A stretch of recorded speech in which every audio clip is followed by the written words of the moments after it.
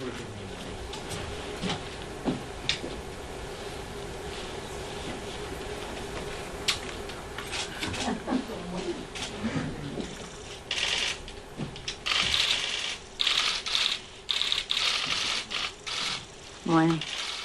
Good morning, everyone.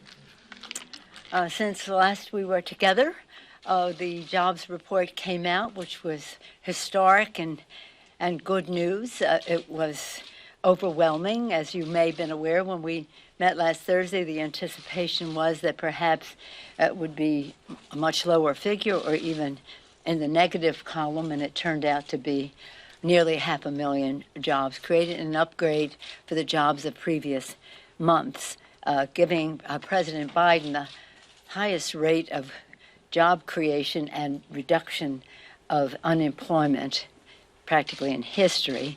And again, a tribute to him, to our policies, and a tribute to the private sector, which created many of these jobs, working together with public and private. And with that, we continue our progress. We're laser focused on the economy for the people, creating jobs, growing the economy. As I said, 6.6 million new jobs were created last year. 6.6 million new jobs last year. A stark contrast to the previous administration.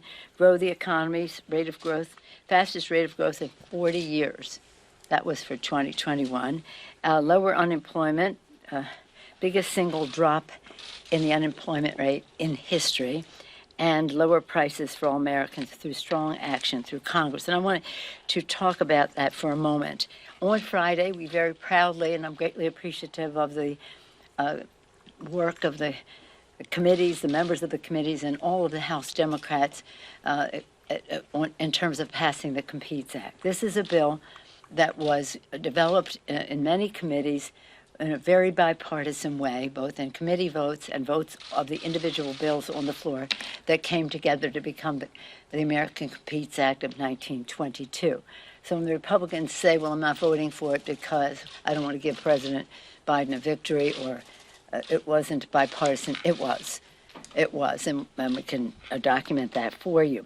But in any event, it is legislation that makes America preeminent in manufacturing and innovation and economic strength. It's about declaring our independence, our self-sufficiency as a nation as we reduce our dependence on factors of production coming from other countries holding us up. The critical legislation will bolster that independence and self-sufficiency in manufacturing, while positioning us to be the leader and continue to be the leader in the 21st century. It was needed to contain inflation. Inflation, when you reduce unemployment, sometimes inflation goes up. And so I wrote to my colleagues this morning, and I want to talk to you about that letter. It said, I write to you in pride and appreciation for passing the Competes Act. Again, it bolsters self-sufficiency and independence. I won't read that. It's also needed to control inflation. It will do so by committing $45 billion to address the supply chain challenge, which is raising costs for America's working families. There's just no question. The limitation on product increases the cost. And it goes on to say this: fighting inflation is an important part of our democratic agenda, economic agenda. We designed our House bill passed not only in the Competes Act, but it's important for you to know that in the Build Back Better Act, it was a crucial tool to fight inflation, reducing the deficit. Not only is it paid for, but it reduces the deficit while creating jobs and lowering costs for our families. 17 Nobel Prize winning economists have explained, quote, because this agenda invests in long-term economic capacity and will embrace the ability of enhance the ability of more Americans to participate productively in our economy, it will ease longer-term inflationary pressures. Build back better. It goes on to say, in this letter, nonpartisan experts have repeatedly confirmed nonpartisan, have completely confirmed that Build Back Better is exemplary in its fiscal responsibility. As the Joint Committee on Taxation confirmed, our bill is not only fully paid for, but will even reduce the debt by more than $100 billion in this decade. $100 billion, and as you know, that committee does a 20-year projection. $100 billion in this decade, but by $1 trillion in the next decade. If unforeseen circumstances determine that the cost have somehow contributed to the deficit, we are committed, and we can write that into whatever comes back for the Senate or work with them on this, to making up the shortfall through negotiated changes to the legislation, such as designating additional offsets to preserve its fully paid-for status. That is the mission, that is the goal, that is what we did, and we intend to protect that.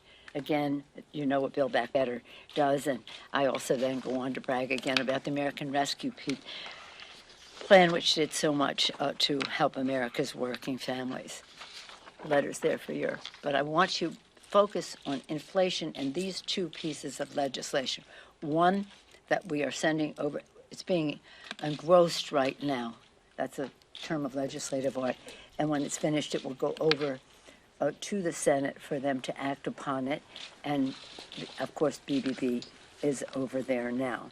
So that's that. Yesterday, the House, again, moving forward on doing the people's work, the House passed the continuing resolution to keep government open, meet the needs of the American people, whether it's our veterans, our seniors, our small businesses, our families, our children. It was strong bipartisan vote. I was very pleased with the vote we had, and we're making good progress on a bipartisan omnibus that will be ready in time to deliver for the American people. And now that President Biden has signed the infrastructure bill, we need to pass the omnibus to unlock some of the funding to go forward from the infrastructure bill. We have a lot going on here legislatively. Yesterday, we passed the postal reform to ensure speedy, reliable delivery service, save the U.S. Postal Service while protecting employees and retiree benefits. It goes on and on about the value of the Postal Service. I've said this to you before, I'll say it again, especially during the time of COVID, so important. U.S. Postal Service delivers 1.2 billion prescriptions each year, many of them medications ordered by our veterans. So we're very proud of that very strong bipartisan vote we had yesterday on that. And we sent that over to the Senate as we did the CR. Now I'm just going to close by saying that you've heard me say again and again that the Republicans seem to be having a limbo contest with themselves to see how low they can go. They seem to have reached rock bottom with their statement that what happened on January 6th was normal political discourse. Legitimate political discourse. I've also said that Republican Party, country needs a strong Republican Party. They've made great contributions to our country. I say this to Republicans all the time. Take back your party from this cult. Take back your party. America needs a strong Republican Party and a strong Democratic Party. But it has been hijacked, and it's disturbing to see that the Republican leader of the House literally refused to condemn that resolution of legitimate political discourse. He literally ran away from the press when he was asked about his position. The Republicans can run, but they cannot hide from what happened on January 6th to call that legitimate political discourse. 140 law enforcement officers were wounded. Some people died. It was an assault on our Capitol, our Congress, more importantly, assault on our democracy. They can run, but they can't hide. With that, I'm pleased to take any questions you may have. Excuse me. Madam Speaker, do you support... You had a question last time. Yes, ma'am. Thank you. I would like to ask you just about Congresswoman Joyce Beatty. She referenced Yes. an incident with Congressman Rogers yesterday where he says that he poked her, that he used profanity against her. This obviously comes on the heels of a lot of tense interactions between Democrats and Republicans. Congresswoman Cori Bush says she even had to move offices. You've been here in the House for more than 30 years. Have you ever seen the discourse between Democrats and Republicans this bad? I haven't seen the obstruction on the part of the Republicans and the legitimate political discourse reflection of their values this bad. The Republican leadership should be addressing the comments made by the Republican to Joyce Beatty. And as I've said to some of you who have asked me in the hall, if somebody insults you and it's public knowledge, you have to apologize in a very public way as well. Congresswoman Beatty and the Black Caucus took great offense at the crude language that was used to a black woman in the Congress. And so when people say, oh, there's gridlock in Washington and well, why can't they get along? It's not gridlock. It is obstruction. It is not shared values about respect for the institution that we serve in. Yeah. Madam Speaker? Yes, sir. Madam Speaker, on stocks, I know you said a few weeks back that if members want to enact a ban on trading for long acres, you're open to that, you're okay with that. Yeah. I'm wondering, in light of recent reporting, do you have maybe a majority of your caucus now behind this idea? Oh. And secondly, I know that the legislation is still in its infancy. Will spouses be included as well? Well, I think let me some just- experts have said that that's important, that if they're not I'm sorry, who did? Sorry? Who said it was important? Walter Shaw is an ethics expert who said this is important. Others have said I don't know who he is. Okay. What matters to me is what my members think. And as Well, a member has told me she's prepared to vote against it if it doesn't include spouses. but you know what? I'm a big believer in our committees, and we've tasked the House Administration Committee to review the options that members are putting forth, and they have different views on the subject. But I'd said that certain criteria that I wanted to see was whatever design they have for that. That's one. But the other is we have to tighten the fines on those who violate the Stock Act. But it's certainly not sufficient to deter behavior. And then the third is just really, it has to be government-wide. We make a disclosure every year of our financial disclosure, that's what it is. And then in addition to that, on a regular basis, when there's a stock transaction, to report that. The court system, the third branch of government, the judiciary, has no reporting. The Supreme Court has no disclosure. It has no reporting of stock transactions, and it makes important decisions every day. I do believe in the integrity of people in public service.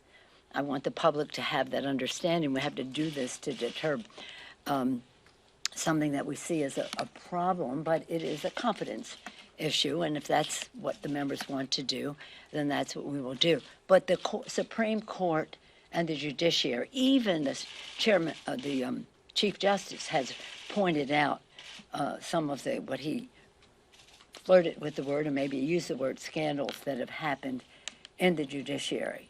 So they're listening to members about how it affects members.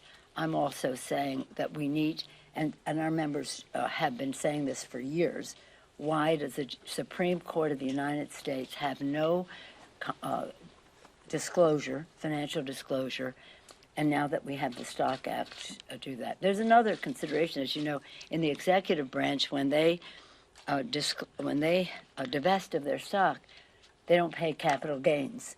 So that's an interesting feature. But it's complicated, and members will figure it out, and then we'll go forward with what the consensus is. So it'll be sometime this year that you're expecting to sort of vote on? Well, yeah. I mean, I assume that they'll have it pretty soon. They're having meetings, I think, not as we speak, but in the course of now. But just in friendship, to say I know one person who's going to vote against it.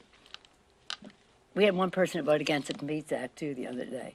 But we had a tremendous, tremendous victory. What we're trying to build is consensus. consensus. The plural of anecdote is not data.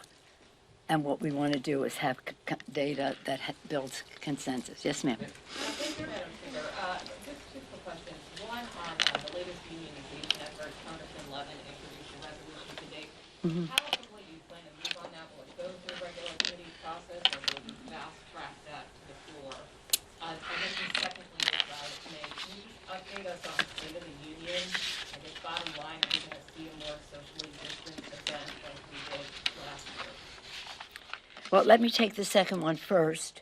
There's a very great interest on the part of members to have more fuller participation in the State of the Union, and we have to respect the guidance of the Capitol physician, and we're anticipating some report from him with vaccinations and so much happening since last year.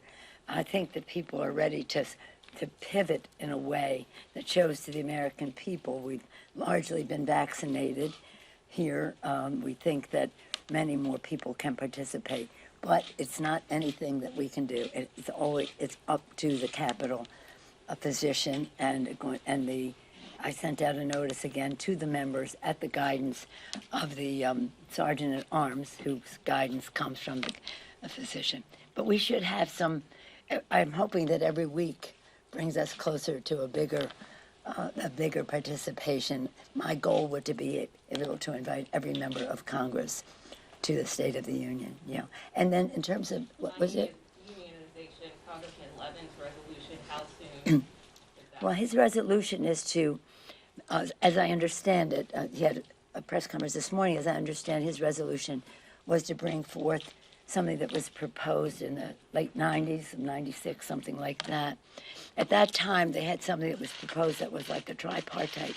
It had the Senate, the House, and then some kind of a joint entity. In that joint entity, they proceeded. The police were unionized, some of the people at the Library of Congress, different entities that support the House and the Senate. Unionized as they wish. We can't do something for the Senate. They have to do their own thing. But from the standpoint of the House, what he's saying is bring forth what was 1996. What I think, again, we go back to Zoe Lofgren. My understanding is that they would like to review that, modernize it, bring it up to date if we are to go forward. And yes, I support what he's asking for, but we probably should be modernizing. Anybody on this side? My question is about the 14th Amendment and the January 6th activities. There was an effort in North Carolina by some voters to keep Madison Cawthorn off the ballot, alleging he's not eligible to run because of the 14th Amendment. And what it says is that members who engage in insurrection or rebellion against the United States are not eligible to hold office. So my question for you is, do you think members of Congress who participated in January 6th activities should be ineligible to run for re-election? Well, I'm not familiar with what's happening in North Carolina, and I appreciate what you had to say about it, but I would hope that members of Congress who participate in insurrection and sedition would be held accountable by their voters, including any former president of the United States. Yes, ma'am. Thanks, Betty. Around 30 or so Republicans sent a letter to you and Congressman Lofgren about apparently being monitored by Capitol Police, and they want an inquiry into this. Congressman Nels is saying that you have used the Capitol Police as basically weaponizing them against members of Congress, basically monitoring them. Okay, don't waste your time. I have no power over the Capitol Police. Does anybody not know that? The Capitol Police have responded to that gentleman's allegation, and that stands as what it is. But I have no power over the police. Thank you all very much. Won't see you for a bit, but we'll be in touch. Thank you. On the Super Bowl?